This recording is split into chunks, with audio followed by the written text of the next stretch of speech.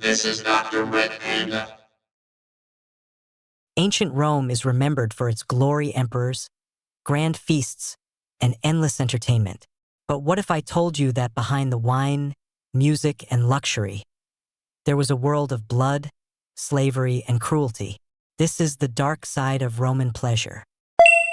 Hi, I'm Dr. Red Panda, and today, we uncover the shocking truth of how Rome's joy was built on human suffering. The illusion of Roman luxury.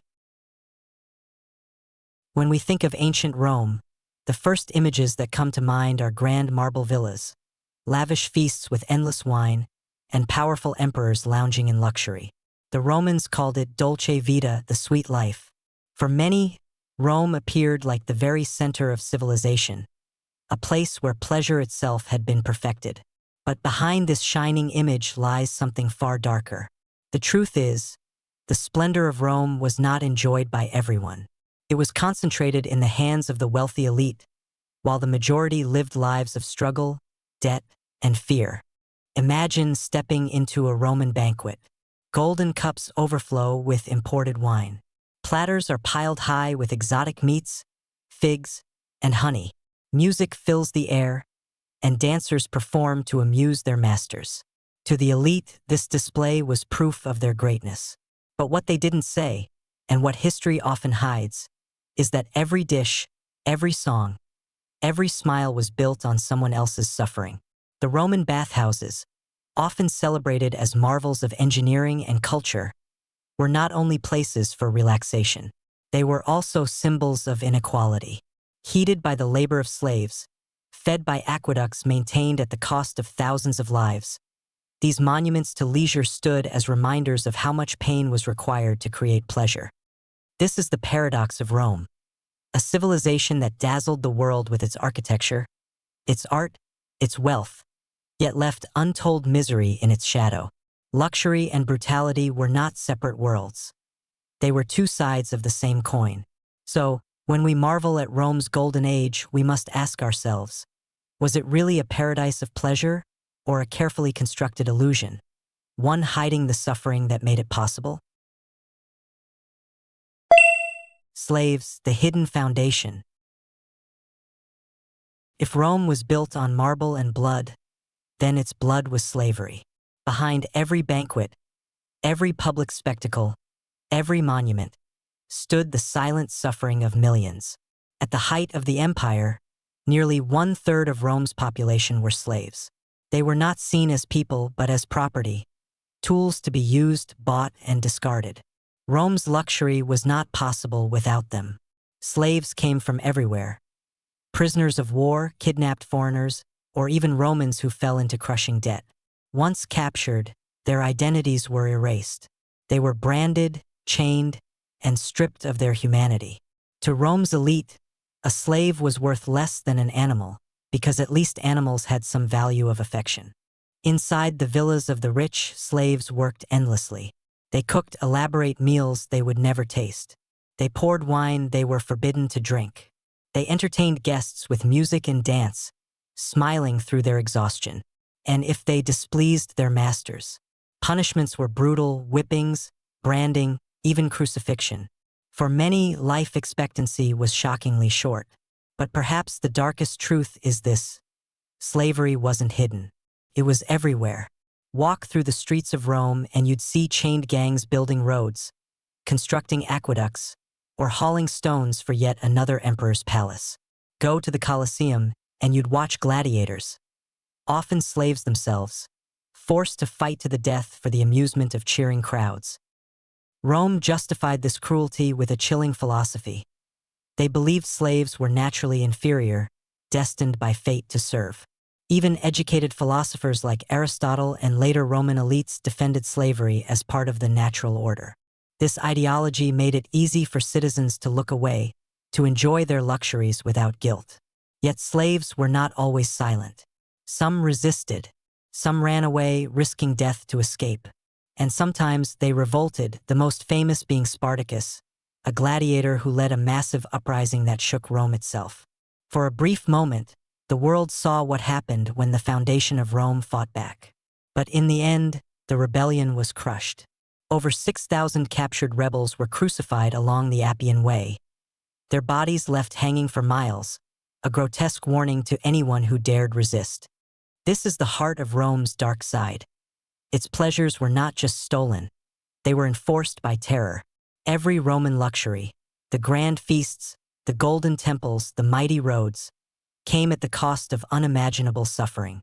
And yet, this was accepted as normal. For the average Roman elite, luxury without slavery was unthinkable. In fact, many feared that without slaves, Rome itself would collapse. So the question is, was Rome truly great, or was it just a parasite, feeding off the lives of the powerless to sustain its illusion of glory? Blood as entertainment. The roar of the crowd was a physical force, a wave of sound crashing against the Colosseum's stone walls. For tens of thousands of Roman citizens, from senators to commoners, the spectacle below was a source of feverish ecstasy. Their eyes were fixed on men whose lives were reduced to a performance, their agony the currency of a thrilling afternoon. This was the heart of Roman entertainment, a world where human life was the ultimate consumable.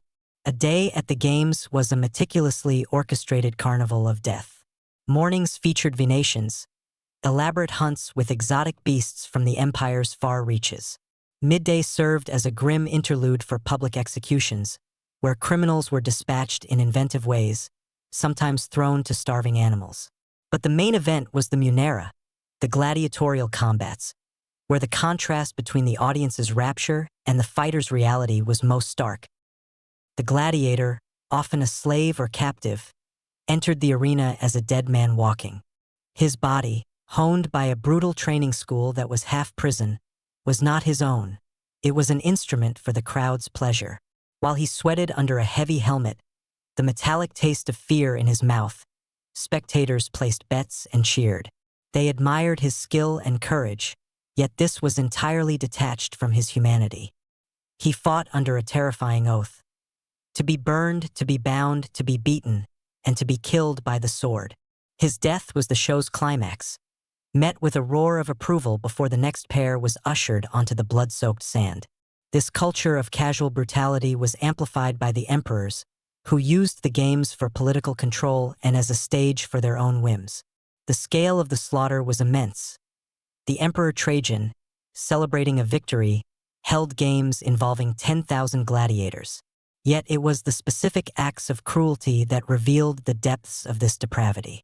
The mad Emperor Caligula, finding cattle too expensive to feed the arena's beasts, once ordered a section of the crowd to be seized and thrown to them instead. The Emperor Commodus, fancying himself a divine hero, descended from the imperial box to fight himself. His opponents were terrified prisoners or men ordered to lose, whom he would club to death for the adulation of the masses. For these rulers and their people, the line between entertainment and atrocity had been erased. All that remained was the thirsty sand of the Colosseum, forever stained with the memory of life consumed for sport. Excess, corruption, and addiction. Beyond the roar of the arena, behind the towering facades of marble and gold, lay another realm of Roman indulgence, the private world of the aristocracy. Here, in opulent villas adorned with frescoes and mosaics, the pursuit of pleasure became an art form, then a pathology. For the Roman elite, restraint was a forgotten virtue, and excess was not merely a lifestyle but a frantic, insatiable craving. This was a society gorging itself on every imaginable sensation, where banquets were orgies of consumption, sexual boundaries were fluid to the point of perversion, and the relentless quest for novelty devolved into a corrosive madness. The Roman dinner party, or convivium, for the upper echelons, was far more than a meal. It was a theatrical display of wealth and gluttony. Guests reclined on lavish couches, waited on by retinues of slaves, as course after endless course was presented. Exotic dishes, often involving ingredients sourced from the farthest corners of the empire, were designed to shock and awe. Flamingo tongues, peacock brains, dormice stuffed with nuts and honey. Vomitoriums, despite popular myth, were not rooms for purging to continue eating, but rather entryways. However, the culture did embrace purging as a means to extend the feast, allowing gluttons to clear their stomachs for yet more consumption. Seneca the Younger famously lamented, "They vomit that they may eat, and eat that they may vomit." The sheer volume of food and wine consumed was staggering, a testament to an era where the only sin was moderation. Sexual mores among the elite were equally uninhibited, straying far from the traditional Roman values of austerity and familial duty. Homosexuality, while publicly frowned upon by some, was openly practiced by many prominent figures, and extramarital affairs were commonplace, often celebrated as acts of sophisticated libertinism. Some emperors, like Tiberius, reportedly indulged in highly bizarre and cruel sexual practices on his island retreat of Capri, transforming his villa into a den of depravity. Others, like Elagabalus, scandalized even jaded Romans with his public cross-dressing, open bisexuality, and purported work as a prostitute in taverns and brothels. Prostitution was legal and widespread, catering to all tastes, and the line between respectable citizen and participant in the most audacious sexual acts often blurred. This relentless pursuit of pleasure, this insistence on having more, slowly but surely curdled into a pervasive corruption that eroded the very foundations of society. Wealth became the only measure of worth, and the means by which it was acquired were increasingly ruthless. Bribes, embezzlement, and the exploitation of the provinces were rampant. The constant need to fund extravagant lifestyles drove political maneuvering, betrayals, and even assassinations. The emperors themselves, often the most egregious examples of excess, set a dangerous precedent, demonstrating that unchecked power allowed for unchecked indulgence. Their self-serving decadence filtered down through the aristocracy, creating a parasitic class that consumed without contributing, their minds dulled by endless gratification. Luxury, in this context, was not merely a comfort. It was a poison. It bred apathy towards the suffering of the lower classes, fostered a cynical disregard for moral principles, and ultimately weakened the resolve and character of the ruling elite. The insatiable appetite for more food, more sex, more gold, became an addiction that consumed their judgment, blurred their ethics, and left them increasingly isolated from the realities of their empire. The very things designed to bring pleasure instead brought a slow, insidious rot, hollowing out the Roman soul until all that remained was a gilded cage of self-destruction. The cost of pleasure, collapse of a civilization. We have walked through the echoing corridors of the Colosseum, where the screams of the dying were drowned out by the cheers of the crowd. We have reclined in the gilded banquet halls of the elite, where pleasure was pursued with a self-destructive fervor. Now we stand at the end of that road, amidst the majestic ruins of an empire that once seemed eternal, and we must ask the final question. What was the true cost of all this pleasure? The answer is written in the rubble around us. The Roman obsession with sensation was not a symptom of its decline. It was the cause. The same culture that turned human life into a disposable commodity for entertainment in the arena also fostered an aristocracy rotted by excess. When a society's elite is more concerned with the flavor of a flamingo's tongue than with the stability of its borders, its foundation is already cracked. The insatiable appetite for more brutal games, more extravagant feasts, more perverse thrills, created a vacuum of moral leadership. Corruption became standard practice, a necessary tool to fund the spiraling costs of an addicted lifestyle. Personal debt among the powerful soared, which in turn was paid for by the ruthless exploitation of the provinces, planting seeds of resentment and rebellion across the empire. The very spectacle designed to pacify the masses and glorify the state ultimately hollowed it out. The bread and circuses drained the treasury, but more importantly, they drained the Roman character of its famed discipline and civic virtue. An empire that once revered duty, strength, and sacrifice began to worship only immediate gratification. Its energies were spent not on innovation or social progress, but on engineering more elaborate ways to indulge and to kill.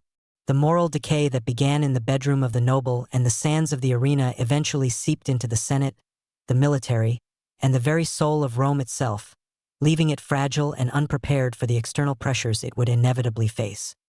In the end, the Epic of Rome offers a timeless and chilling lesson. A civilization's brilliance, its art, its power, and its glory cannot be sustained when it is built upon a foundation of cruelty and self-indulgence. A society that sources its entertainment from the suffering of others will eventually lose all empathy. A culture that defines greatness by the heights of its extravagance will inevitably be consumed by its own appetites. The poison of pleasure, so eagerly consumed in the palaces and amphitheaters, worked its way through the veins of the empire until its heart stopped beating. Rome did not simply fall to barbarian hordes. It devoured itself from within, one debauched feast, one bloody spectacle at a time. This collapse was the final, terrible price of its pleasure. What do you think? Are there echoes of Rome's fall in our modern world's pursuit of entertainment and luxury? Let us know your thoughts in the comments below. And that's a wrap for this episode of the video. I'm Dr. Red Panda. If you found this video helpful, don't forget to subscribe and give it a thumbs up. Until next time, take care.